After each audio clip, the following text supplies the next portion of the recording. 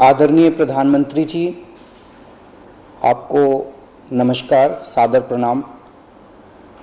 आज मैं बेहद व्यथित हूँ और मैं सीधे आपसे बात करना चाहता हूँ। अगर मुझसे कोई हिमाकत हो जाए, कोई भूल हो जाए तो मुझे माफ़ कर दीजिएगा। दिल्ली में अगले हफ्ते से घर घर राशन पहुँचाने का काम शुरू होने वाला था। मतलब अब एक गरीब आदमी को राशन की दुकान पे धक्के नहीं खाने पड़ते, बल्कि सरकार बढ़िया तरीके से अच्छे राशन पैक करके उसके घर भिजवाती। सारी तैयारी हो चुकी थी, टेंडर हो चुके थे, सारी तैयारी हो चुकी थी। बस अगले हफ्ते से ये शुरू होने वाला था। ये क्रांतिकारी कदम होने वाला था और अचानक आपने 2 दिन पहले इसको रोक दिया। क्यों सर? आपने ऐसा क्यों किया? पिछले 75 साल से इस देश की गरीब जनता राशन माफिया का शिकार होती आई है। पिछले 75 सालों से हर महीने फाइलों में जनता के नाम का राशन जारी होता है, पर उनको मिलता नहीं है। अधिकांश राशन चोरी हो जाता है। ये राशन माफिया बहुत ताकतवर है सर, बहुत ताकतवर। आज से 17 साल पहले मैंने इस माफिया के खिलाफ आवाज उठाई थी, इस माफिया को ललकारने की हिम्मत की थी। तब मैं दिल्ली की झुग्गियों में, एनजीओ में काम किया करता था। उन झुग्गियों में गरीबों को उनका राशन नहीं मिलता था, उनका राशन चोरी हो जाता था। तब हमने हिम्मत की गरीब लोगों को उनका राशन दिलवाने की। नतीजन हम पर 7 बार खतरनाक हमले हुए और एक बार तो इन लोगों ने हमारी एक बहन का गला काट दिया, लेकिन भगवान की दया से वो बच गई उस वक्त। तब मैंने कसम खाई थी कि इस व्यवस्था को अपने जीवन में कभी ना कभी जरूर ठीक करूंगा। तब तो दूर दूर तक सपने में भी नहीं सोचा था कि एक दिन दिल्ली का सीएम बन जाऊंगा। पर कहते हैं ना कि जब आप निस्वार्थ भाव से कोई संकल्प करते हैं तो ऊपर वाला भी अपने तरीके से आपका संकल्प पूरा करने में मदद करता है। इस ब्रह्मांड की सारी शक्तियां आपकी मदद करती हैं। इस राशन माफिया के तार बहुत ऊपर तक हैं सर। 75 साल में आज तक कोई सरकार इस माफिया को खत्म करने की हिम्मत नहीं कर पाई। दिल्ली में पहली बार एक सरकार आई है जिसने ये हिम्मत दिखाई है। अगर ये घर घर राशन व्यवस्था लागू हो जाती ना सर, ये राशन माफिया खत्म हो जाता। पर देखिए ये राशन माफिया कितना ताकतवर निकला। दिल्ली में ये योजना अगले हफ्ते से लागू होने वाली थी और 1 हफ्ता पहले इन्होंने इसको खारिज करवा दिया। आपने ये कह के हमारी स्कीम खारिज की है कि हमने केंद्र सरकार से इसकी अप्रूवल नहीं ली। ये गलत है सर। हमने एक बार नहीं, 5 बार आपकी अप्रूवल ली है। ये रही सारी चिट्ठियां। केंद्र सरकार को हमने इतने सारे खत लिख के बताया कि हम ये योजना दिल्ली में लागू करने जा रहे हैं। कानूनन हमें दिल्ली में ये स्कीम लागू करने के लिए केंद्र सरकार की कोई अप्रूवल लेने की जरूरत नहीं है। कानूनन इस स्कीम को लागू करने के लिए राज्य सरकार पूरी तरह से सक्षम है। लेकिन हम केंद्र सरकार के साथ किसी तरह का कोई विवाद नहीं चाहते थे, इसलिए हमने एक बार नहीं 5 बार आपका अप्रूवल लिया है सर। मार्च के महीने में हमारी योजना पे आपकी सरकार ने कुछ आपत्तियां लगाई, हमने आपके सारे ऑब्जेक्शन पूरे कर दिए। जैसे हमने इस योजना का नाम मुख्यमंत्री घर घर राशन योजना रखा था। आपने ऑब्जेक्शन लगाया कि हम इस योजना का नाम मुख्यमंत्री के नाम से नहीं रख सकते।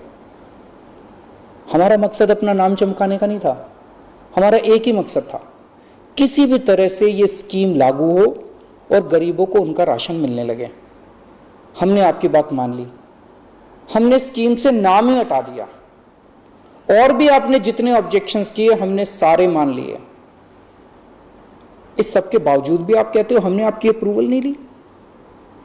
और कैसे अप्रूवल लेते हैं सर? अब और कैसे अप्रूवल लें? इस सब के बाद भी आपने ये स्कीम खारिज कर दी, क्यों सर? लोग पूछ रहे हैं, अगर इस देश में पिज्जा की होम डिलीवरी हो सकती है, बर्गर की होम डिलीवरी हो सकती है, स्मार्टफोन और कपड़ों की भी होम डिलीवरी हो सकती है, तो फिर गरीबों के घरों में राशन की होम डिलीवरी क्यों नहीं होनी चाहिए? सारा देश जानना चाहता है आपने ये स्कीम खारिज क्यों की सर? आपने ये भी लिखा है कि चूंकि राशन दुकानदारों ने दिल्ली हाई कोर्ट में इस योजना के खिलाफ केस कर रखा है, इसलिए ये स्कीम खारिज की जा रही है। इस बात पे आप स्कीम कैसे खारिज कर सकते हैं?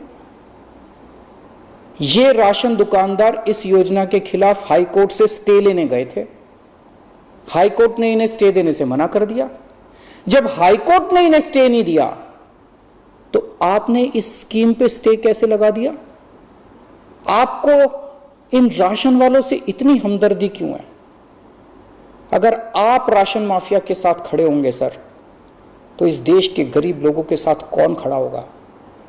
दिल्ली के उन 70 लाख गरीब लोगों का क्या होगा जिनका हर महीने ये राशन माफिया राशन चोरी कर लेता है?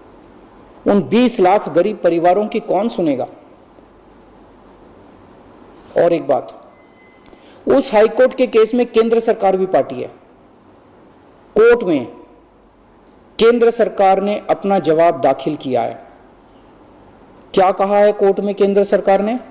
केंद्र सरकार ने कोर्ट में हमारी इस योजना के खिलाफ एक भी आपत्ति नहीं की है। जब कोर्ट में आपको हमारी योजना के खिलाफ कोई आपत्ति नहीं है, तो फिर कोर्ट के बाहर अब इस योजना को खारिज क्यों किया जा रहा है?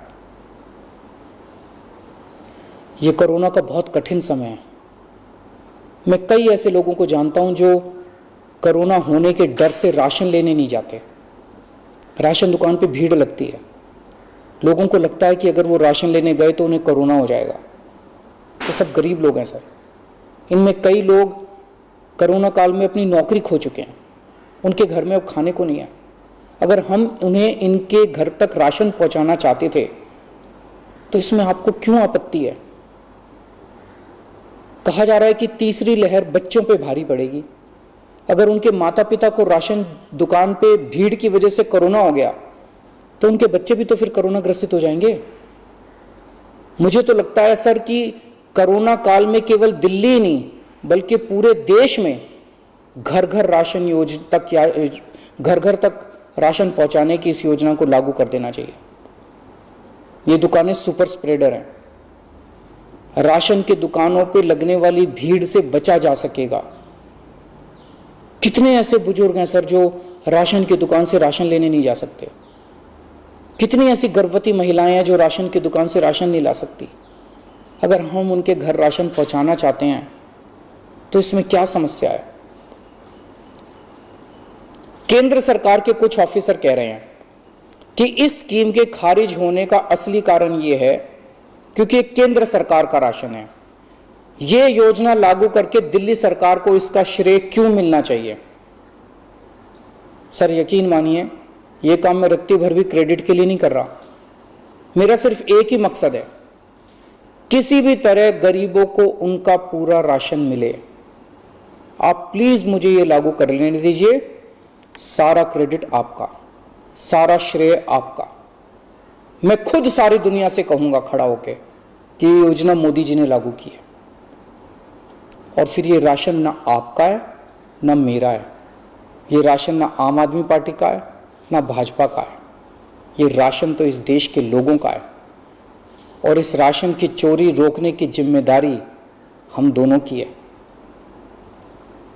इस वक्त देश बहुत भारी संकट से गुजर रहा है। ये वक्त एक दूसरे का हाथ पकड़ के मदद करने का है। ये वक्त एक दूसरे से झगड़ने का नहीं है। लोगों को लगने लगा है कितनी मुसीबत के समय भी केंद्र सरकार सबसे झगड़ रही है। आप ममता दीदी से झगड़ रहे हैं, झारखंड सरकार से झगड़ रहे हैं, आप लक्षद्वीप के लोगों से झगड़ रहे हैं, महाराष्ट्र सरकार से लड़ रहे हैं, दिल्ली के लोगों से लड़ रहे हैं, किसानों से लड़ रहे हैं। लोग इस बात से बहुत दुखी हैं सर कि केंद्र सरकार सबसे लड़ रही है। ऐसे देश कैसे चलेगा? आप हम सबसे क्यों लड़ रहे हैं? हम सब आपके ही हैं, हम सब भारतवासी हैं। ऐसे में हम सब आपस में लड़ेंगे तो कोरोना से कैसे जीतेंगे? हमें आपस में नहीं लड़ना, हम सबको मिलके कोरोना से लड़ना है। कल सब लोग अखबारों की ये हेडलाइन पढ़ना चाहते हैं, मोदी जी ने दिल्ली सरकार के साथ मिलके दिल्ली के हर गरीब के घर राशन पहुंचाया। ये पढ़ना चाहते हैं लोग टीवी चैनलों पे ये ब्रेकिंग न्यूज़ देखना चाहते हैं कि मोदी जी और केजरीवाल ने मिलके दिल्ली के लोगों के गरीब लोगों के घरों तक राशन पहुंचाया। लोग ये खबर पढ़ना चाहते हैं सर, लोग ये खबर सुनना चाहते हैं। लोग ये नहीं सुनना चाहते कि केंद्र सरकार ने फिर से दिल्ली सरकार से झगड़ा कर लिया, कि केंद्र सरकार ने फिर से दिल्ली सरकार की एक और अच्छी योजना पर रोक लगा दी। मैं हाथ जोड़ के दिल्ली के 70 लाख गरीब लोगों की ओर से आपसे विनती करता हूं, सर प्लीज इस योजना को मत रोकिए। ये राष्ट्रहित में है, इसे होने दीजिए। आज तक राष्ट्रहित के सभी कामों में मैंने आपका साथ दिया। मैंने हमेशा कहा है कि राष्ट्रहित के किसी भी काम में राजनीति नहीं होनी चाहिए। अगर कोई विपक्षी पार्टी की सरकार भी राष्ट्रहित में कोई काम करती है, हम उसका साथ देते हैं। राष्ट्रहित के इस काम में आप भी हमारा साथ दीजिए सर। अभी तक की सरकारों ने देश के गरीब लोगों को 75 साल तक राशन की लाइन में खड़ा रखा। इन्हें और अगले 75 साल राशन की लाइनों में खड़ा मत कीजिए सर, नहीं तो ये लोग मुझे और आपको कभी माफ नहीं करेंगे। जय हिंद। हर्जत उत्ताप विचारी आमार यात्रा चंद्रर पोहरर दरे आमी दिम शस्य बार्ता। आपनार मंच आपनार कण्ठ सानमुख।